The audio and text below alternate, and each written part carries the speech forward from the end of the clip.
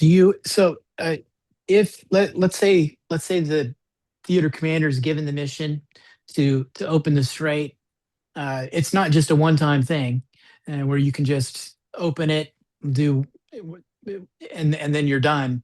There would have to be a sustained operation to keep it open, to secure the littoral area, and presumably do some escorting.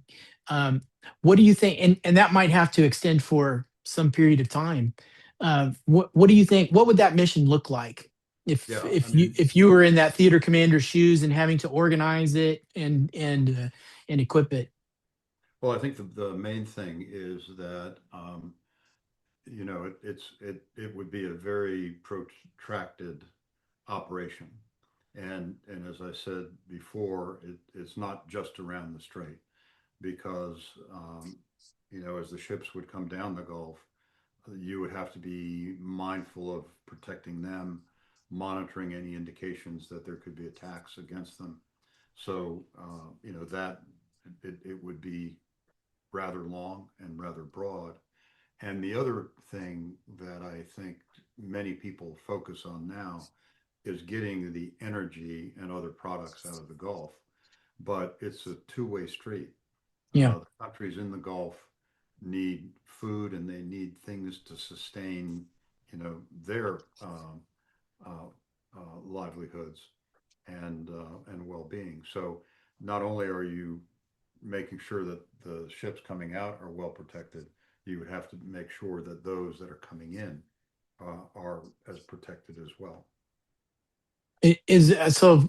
Of course, we had to do something similar to this. The U.S. had to do something similar to this in the 1980s over a course of several years Mhm. during the Reagan administration, which I mean, and that culminated in Operation Praying Mantis near in the late stages of the Iran-Iraq War. Can I just ask you, how do you think the current situation compares to what confronted the U.S. back in the 1980s? Is it qualitatively different? Is it similar? How would you view it? I would say it's quantitatively and qualitatively different. Warfare has really changed. Yeah, In that time, obviously there was the mine threat and essentially a cruise missile threat. Um, the advent of drone warfare has really changed things a lot. So that has been added to the problem. The weapons that are being used, particularly uh, the missiles that are being fired, are much more sophisticated. And then the other thing is that since that time, Iran has been able to build up its conventional munition inventory.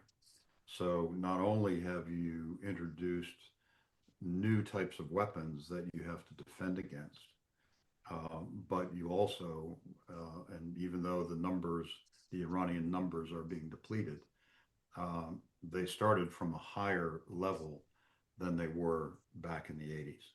So they have a lot more at the start of this than we had to worry about back during the tanker wars in the 80s. But I think the biggest game changer is the advent of drones and the cost of those drones and the capabilities.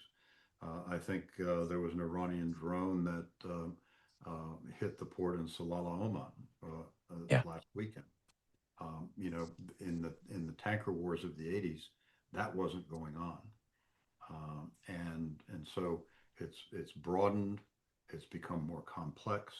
There is more of it, and therefore the defensive systems, while they have improved, they have a much bigger workload than we did back then.